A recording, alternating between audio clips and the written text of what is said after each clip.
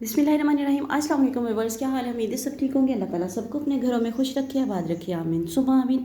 जी तो व्यूअर्स, आप लोगों को हमारी वीडियोस कैसी लग रही हैं? अगर आप लोगों को हमारी वीडियोस अच्छी लगती हैं तो सदका जारिया समझकर इनको शेयर किया करें अपने फैमिली एंड फ्रेंड्स में, और चैनल को ज़रूर सब्सक्राइब करें। जो अच्छी बात फैलाना सदका जारिया है, तो इसको ज़रूर फैलाया करें। अगर आप लोगों के घरों में कोई कीड़े मकोड़े और चूहे या छिपकलियाँ वगैरह इस तरह की चीज़ें आ गई हैं, तो आज हम आप लोगों को बताएंगे कि 30वें पारे की सूरह अल माऊन आपने किस तरीके से पढ़नी है कि आपको चूहों से और छिपकलियों वगैरह से, इस तरह की चीज़ों से निजात मिल जाएगी।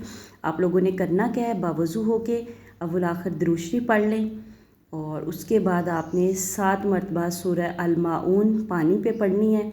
सुबह शाम अलग-अलग आपने पढ़ना है पानी, और उस पानी का अपने पूरे घर में स्प्रे करें। चंद दिनों करने से इंशाअल्लाह ताला आपके घर से इस तरह के मूज़ी जानवर जो हैं वो ख़त्म हो जाएंगे। मिलते हैं नेक्स्ट वीडियो में, तब तक के लिए अल्लाह हाफिज़।